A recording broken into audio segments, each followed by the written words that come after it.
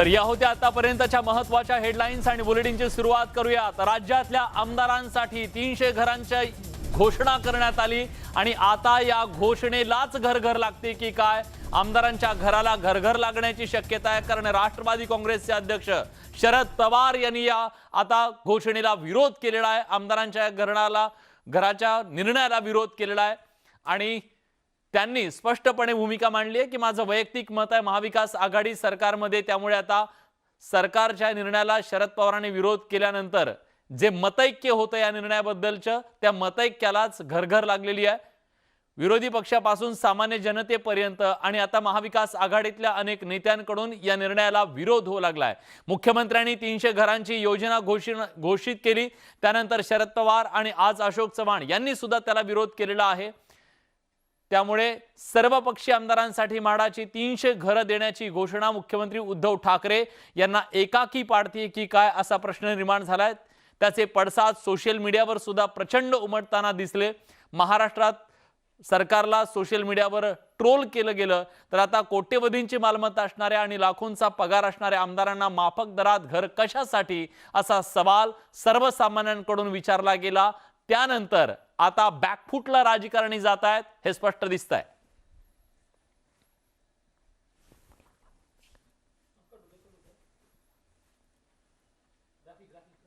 आपण बघूया की कोण असे आमदार आहेत ज्यांनी या निर्णयाला विरोध केलेला आहे। राजू पाटील मनसेचे आमदार, त्यांनी स्पष्ट शब्दात सांगितलं आम्हाला घर नको। चंद्रकांत पाटील भाजपचे प्रदेशाध्यक्ष, त्यांनी सांगितलं आम्हाला घर नको। काँग्रेसचे आमदार प्रणिती शिंदे यांनी सुद्धा सांगितलं की आम्हाला घराची गरज नाही। भाजप आमदार राम कदम यांनी सुद्धा या निर्णयाला विरोध दर्शवला। मेघना बोर्डीकर भाजपचे आमदार, त्यांनी सांगितलं की मी मुख्यमंत्र्यांना सांगते की मला घर नको आहे। काँग्रेसचे मुंबईतले आमदार जिशान सिद्दीकी यांनी सुद्धा या निर्णयाला विरोध केला। खरं तर त्यांना ते घर मिळणार नव्हतं, ते मुंबईतले आमदार होते, पण तरी सुद्धा त्यांनी धोरणाला निर्णयाला विरोध केलेला आहे। आणि त्यामुळे आता राज्य सरकारनं जरी सर्व पक्षांसाठी हा निर्णय घेतला असला तरी सर्व पक्षांकडून विरोध होतोय। काँग्रेसचे नेते माजी मुख्यमंत्री सार्वजनिक बांधकाम मंत्री अशोक चव्हाण यांनी काय म्हटलंय जाणून घेऊयात। असं कुठलाही निर्णय घेतलेलाच नाही सरकारने। मला वाटतं की बातमी ही जोरात चालवण्यात आली, असा कुठलाही निर्णय घेतलेला गेलेला नाही। किंबहुना काँग्रेसच्या लोकांच्या सुद्धा आमदारांनी अशी कुठली मागणी सुद्धा केलेली नाही। प्रश्न आहे की मागणीच केली नव्हती तर मग निर्णय का घेतला गेला? आणि यासाठी आता मग राष्ट्रवादी काँग्रेसच्या आमदारांनी नेत्यांनी सुद्धा आता रस्त्यावर उतरून आंदोलन करायला सुरुवात केलेली आहे। आमदारांच्या घरांच्यासाठी भीक मागो आंदोलन करण्याचा निर्णय तिथे राष्ट्रवादी काँग्रेसच्या कार्यकर्त्यांनी घेतला आणि भीक मागो आंदोलन सुद्धा करण्यात आलं। राष्ट्रवादीच्या कार्यकर्त्यांनी हे आंदोलन केलेलं आहे। वैजापूरचे शिवसेनेचे आमदार उदयसिंग राजपूत यांच्या आमदारांच्या कोट्यातून घर मिळावं यासाठी ते भीक मागो आंदोलन करण्यात आलं। एक प्रकारे औरंगाबादमध्ये राष्ट्रवादी आणि शिवसेना यांच्यात बिघाडी झाल्याचं दिसतंय। तर दुसऱ्या बाजूला बघा, जळगावामध्ये एसटी कर्मचारी महिला आक्रमक झाल्या। आमदारांना सरकार घर देतंय, मात्र आम्हाला घरांच्या बाहेर काढण्यासाठी नोटीस दिली जाते, आम्हाला बेघर केलं जातंय असा संतप्त सवाल या महिलांनी उपस्थित केलाय। आमदार सुरेश भोळे हे जिल्हा रुग्णालयाला भेट देण्यासाठी गेले तेव्हा त्यांच्याशी या महिलांनी अत्यंत आक्रमकपणे आपली भूमिका मांडली। काय त्यांचं नेमकं म्हणणं होतं ऐकूया।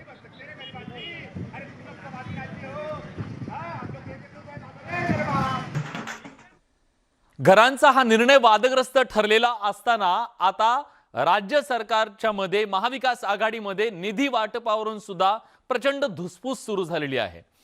3 पक्ष प्रामुख्याने या महाविकास आघाडीत आहेत, पण तिघांमध्ये सुद्धा राष्ट्रवादी काँग्रेसला झुकतं माप मिळतंय निधी वाटपात, म्हणून काँग्रेस आणि शिवसेनेचे आमदार नाराज आहेत। आज शिवसेनेचे आमदार तानाजी सावंत यांनी आपली खदखद बोलून दाखवत महाविकास आघाडीतला वाद चव्हाट्यावर आणला। राष्ट्रवादी काँग्रेसला किती मिळाले? त्यांच्या खात्यांना 3,14,820 म्हणजे 57%। आणि परब साहेब आपल्या शिवसेनेची काय परिस्थिती बघा, 90,181 कोटी म्हणजे 16%। सगळा पैसा राष्ट्रवादी म्हणजे राष्ट्रवादी 57%। अर्थसंकल्पीय अधिवेशनात विरोधी पक्षनेते देवेंद्र फडणवीसांनी निधी वाटपावरून टाकलेल्या ठिणगीनं महाविकास आघाडीत आता आग धुमसतीये. निधी वाटपातल्या अन्यायाविरोधात शिवसेनेचे आमदार उघडपणे नाराजी व्यक्त करू लागलेत. अपेक्षा काय आहे? ज्यावेळेस तुम्ही हातात हात घालून एकत्र बसताय त्यावेळेस आम्हाला नका टार्गेट करू. शिवसेना म्हणून आम्हाला कशाला टार्गेट करता? समोर शत्रू तुम्हाला दिसतोय ना. स्टेजवर बोलण्यापुरता तुमचा शत्रू आहे का तो? आतनं तुमची मिली भगत आहे का? महाविकास आघाडी सरकारमध्ये प्रत्येक गोष्टीत राष्ट्रवादीची दादागिरी सुरू असल्याचं सांगत भाजपचे नेते चिमटे काढायची एकही संधी सोडत नाहीयेत. सगळं सरकार राष्ट्रवादी चालवते. शिवसेना आणि यांनी फक्त काँग्रेसच्या मंत्र्यांनी आणि आमदारांनी नुसत्या गाड्या फिरवायच्या. सगळी आधी खरंच म्हणतात त्यांच्याकडे चावी आहे, त्या कोणाकडे काही नाही. चांगला निधी जिल्ह्याला दिलेला आहे. आम्ही संजय जगताप सगळे सांगत असतो, मामा आमच्याही तालुक्यांवर लक्ष ठेवा. पण त्या बाबाला हे माहिती नाही की तिजोरीच्या चाव्या माझ्या हातात. मी तिजोरी उघडली, बांधकामाला पैसे दिले तरच ती द्यायचा. सत्तेच्या माध्यमातून शक्ती वाढवण्यासाठी महाविकास आघाडीतील तीनही पक्ष आपापल्या परीनं प्रयत्न करतायत. अशा वेळी मुख्यमंत्री पद शिवसेनेकडे असलं तरी राज्याची तिजोरी राष्ट्रवादीकडे असल्यानं राष्ट्रवादीला काहीसं झुकतं माप मिळतंय. त्यातूनच कधी काँग्रेसचे नेते तर कधी शिवसेनेचे नेते आपल्या मनातली खतखत बोलून दाखवतायत. स्नेहभोजनाच्या माध्यमातून साधलेल्या संवादातून मुख्यमंत्र्यांनी आमदारांची समजूत काढण्याचा प्रयत्न केला असला तरी खतखत अजून कायम असल्याचं तानाजी सावंतांच्या वक्तव्यातून समोर आलंय.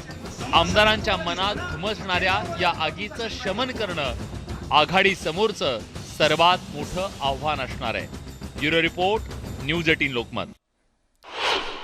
यानंतरची बातमी आहे महाविकास आघाडीच्या लग्नाची. खरं तर जुळता जुळता जुळेना असं म्हणत अखेर महाविकास आघाडी झाली. पण याच महाविकास आघाडीमध्ये आता नवरा कोण बायको कोण याच्यावरून सुजय विखे पाटील यांनी जी टीका केली महाविकास आघाडीवर. महाविकास आघाडीमध्ये राष्ट्रवादी आणि शिवसेनेनं लग्न झालं असं म्हटलं.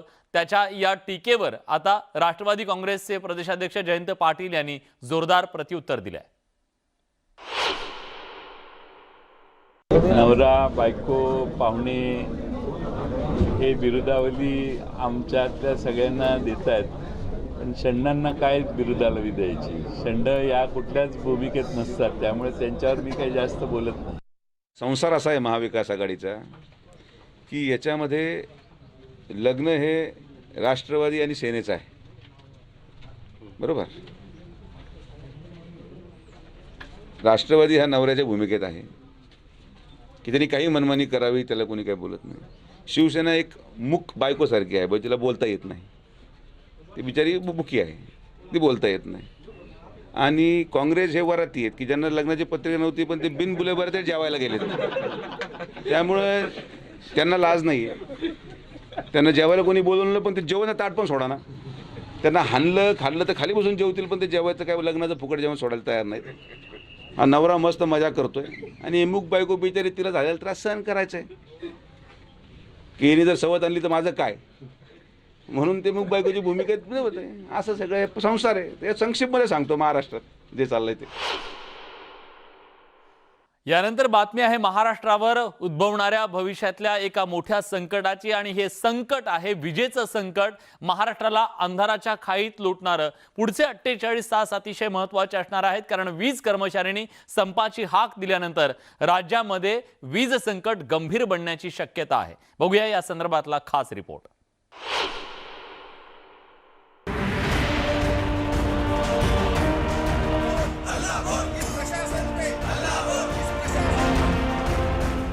वीज निर्मितीवर याचा संपूर्णपणे परिणाम होणार आहे.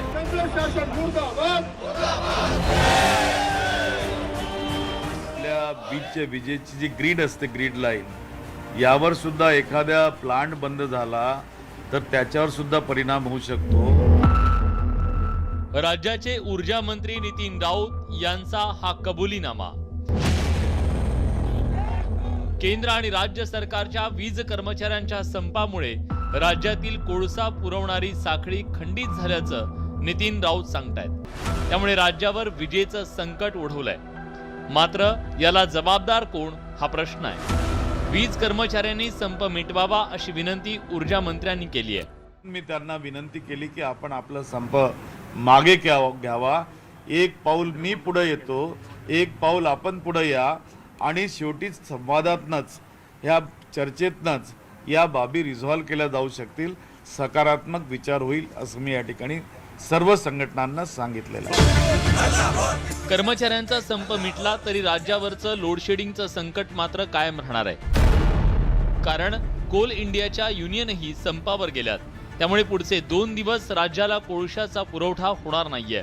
त्यामुळे महानिर्मिती आणि NTPC या दोघांचे औष्णिक विद्युत केंद्र कोळशा अभावी प्रभावित होणार आहेत. महानिर्मिती कोल इंडियाकडून दररोज 1,30,000 मेट्रिक टन कोळसा विकत घेते. 2 दिवस यातला 1 कण कोळसा महानिर्मितीला मिळणार नाही. त्यामुळे राज्यातल्या पारस, नाशिक, परळी आणि भुसावळ या केंद्रावरील 1900 मेगावॅट वीज निर्मिती ठप्प होण्याची शक्यता आहे. हीच परिस्थिती NTPCच्या केंद्राची आहे. राज्य सरकारला रोज 5,000 मेगावॅट वीज मिळते. मात्र कोळशाच्या अपुऱ्या पुरवठ्यामुळे इथली वीज निर्मिती प्रभावित होणार आहे. लहरेचा नाशिकचे 2 प्लांट आता बंद झालेत आणि त्याच्यामुळं नाशिकच्या भागामध्ये मोठ्या प्रमाणात लोडशेडिंग करण्याची वेळ आलेली होती. परंतु त्याच्यातनंही सावरून आम्ही लोकांना त्या ठिकाणी विजेचा पुरवठा करतो आहोत. कोळशाचं मोठं संकट आमच्या पुढे उभं ठाकलेलं आहे. राज्यात कोणत्या औष्णिक विद्युत केंद्रात किती कोळसा शिल्लक आहे आणि तो किती दिवस टिकू शकतो यावर एक नजर टाकूयात. खापरखेडा 10, चंद्रपूर 8, पारस 2.5, परळी 2.7, भुसावळ 2, नाशिक 2 आणि कोराडेत 2 दिवस पुरेल इतकाच कोळशाचा स्टॉक आहे. राज्यातील विजेची गरज आणि पुरवठा याचं गणितही जाणून घेऊयात. राज्यात एका दिवसाला जवळपास 20,000 मेगावॅट विजेची गरज असते. त्यापैकी 6,000 मेगावॅट वीज निर्मिती पुरवते. 7,000 मेगावॅट वीज NTPC कडून घेतली जाते. 7,000 मेगावॅट ही खाजगी वीज निर्मिती कंपन्यांकडून घेतली जाते. पण महानिर्मिती आणि NTPCचा कोळसा पुरवठा कर्मचारी संपामुळे खंडित झाल्याचं हे संकट उद्भवलंय. स्वतः राज्याचे ऊर्जा मंत्री राज्यातील महानिर्मितीच्या वीज निर्मिती केंद्रावर कोळशाचा अपुरा साठा असल्याचं मान्य करतायत. तो कोळसा जितका त्या ठिकाणी प्रोडक्शन बाहेर निघतं ते संपूर्ण घेण्याचा आम्ही प्रयत्न करतो. आमचे प्रत्येक अधिकारी कोल कंपनीच्या पिट्सवर बसून आहेत आणि त्या ठिकाणी निर्माण होणारा कोळसा, निघणारा कोळसा हा रेल्वेच्या बोग्यांमध्ये टाकून आम्ही त्या ठिकाणी आणतो आहोत. आणि तरी पण तो 1.5 दिवसाचा 2 दिवसाचा असा साठा आमच्याकडे येतो आहे. राज्यातील तापमान दररोज नवनवा उच्चांक गाठतंय. 10वी 12वी आणि इतर विद्यार्थ्यांच्या परीक्षा सुरू आहेत. वीज मंत्र्यांनी संपकरी कर्मचाऱ्यांना संप मागे घेण्याचं आवाहन केल्यानं ते काय भूमिका घेतात याकडे सगळ्यांचं लक्ष लागलंय. पण राज्यातील वीज पुरवठ्याच्या दृष्टीनं पुढचे 92 तास हे अत्यंत महत्त्वाचे आहेत. तुषार कोहळे, न्यूज 18 लोकमत, नागपूर. यानंतर टोल नाक्यांच्या संदर्भातली एक मोठी घोषणा केंद्रीय मंत्री नितीन गडकरी यांनी केलेली आहे. रस्त्यावरचे टोल नाके हे लवकरच इतिहास जमा होऊ शकतात. कारण टोल नाक्यांच्या ऐवजी GPS माध्यमातून टोल वसुली करण्याचा निर्णय घेतला जाण्याची शक्यता आहे. सरकार लवकरच GPS आधारित टोल ट्रॅकिंग सिस्टीम आणणार आहे. त्यानंतर जनतेला टोल प्लाझावर थांबण्याची गरज भासणार नाही. GPS इमेजिंगद्वारे टोलची रक्कम वसूल केली जाईल. आगामी काळात सर्व टोल प्लाझा हटवले जातील. म्हणजे रस्त्यावर आता कोणतेही टोल नाके नसतील. टोल वसूल करण्यासाठी GPS आधारित ट्रॅकिंग सिस्टीमचा आधार घेतला जाईल. तुमच्या बँक अकाउंटमधून हे पैसे वसूल केले जातील. सरकार लवकरच त्या संदर्भातलं धोरण आणणार आहे. नई टेक्नोलॉजी लाई है और टेक्नोलॉजी का उपयोग करेंगे, मैं उस पर जाता नहीं. इलेक्ट्रॉनिक टोल का 97% कलेक्शन हो गया. अब मैं GPS सिस्टम लाना चाहता हूं. टोल ही नहीं रहेंगे. अब टोल नहीं रहेंगे तो कुछ अखबार वाले लिख देते कि टोल खत्म होगा. टोल नहीं खत्म होगा. If you want good services you have to pay for it. राज्यातल्या बैलगाडा शर्यती मालकांच्यासाठी एक महत्त्वाची बातमी आहे, कारण राज्य सरकारनं आता त्यांच्यावरचे गुन्हे हे मागे घेण्याच्या संदर्भातला निर्णय घेतलेला आहे। बैलगाडा शर्यती अंतर्गतले हे जे गुन्हे कायद्यात बसतील ते मागे घेतले जातील असं गृहमंत्री दिलीप वळसे पाटील यांनी म्हटलेलं आहे। शर्यती अंतर्गत गुन्ह्यांची माहिती मागवलेली आहे। गृह खातं ही माहिती सगळी जमा करणार, कोर्टात सादर करणार।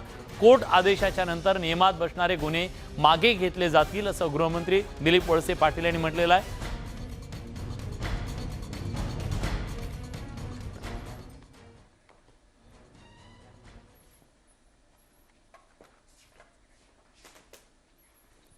यानंतर जुन्नर मधल्या दीक्षा पारवे या राजुरी यात्रेतला बैलगाडा जुंपतानाचा एक व्हिडिओ व्हायरल झालेला होता आणि त्या संदर्भातली ही महत्त्वाची बातमी आहे की खासदार डॉक्टर अमोल कोल्हे यांनी हा व्हिडिओ फेसबुकवर अपलोड केलेला होता। तिचं कौतुक केलं होतं। दरम्यान पुणे जिल्ह्यातल्या थापलिंग खंडेरा या यात्रा उत्सवासाठी भव्य बैलगाडा शर्यतीचं आयोजन करण्यात आलं।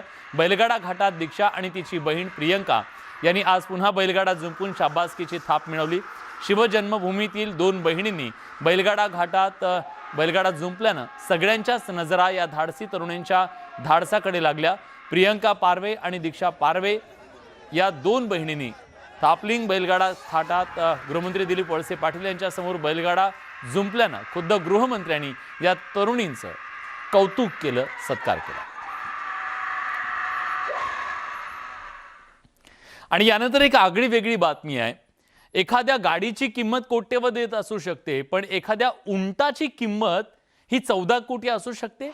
तुम्हाला आश्चर्य वाटेल, पण हे घडलंय सौदी अरेबियामध्ये। मुस्लिम धर्मियांच्या पवित्र अशा रमजानच्या आधी सौदी अरेबियात उंटावर लावलेली बोली ऐकून तुम्ही सुद्धा तोंडात बोट घालाल, कारण सौदीतला हा उंट जगातला आजवरचा सर्वात महागडा उंट ठरू शकतो, कारण या उंटावर 7 मिलियन सौदी रियाल म्हणजे 14,23,45,000ची बोली लावली गेली आहे। या उंटाची बोली 10 कोटी रुपयांपासून सुरू झाली, पण ही बोली आता कोणी लावली हे जाहीर करण्यात आलं नसलं तरी ही उंटाची प्रजाती अतिशय दुर्लभ म्हणून ओळखली जाते। त्याचं सौंदर्य आणि वेगळेपण त्यामुळे तो जगभरात विख्यात आहे। रमजानमध्ये उंटांचं खूप महत्त्व आहे आणि रमजान महिना संपल्यानंतर ईदच्या दिवशी सौदी अरेबियात उंटांचा बळी देण्याची प्रथा आहे आणि त्यासाठी 14 कोटींच्या या उंटाची खरेदी करण्यात आली।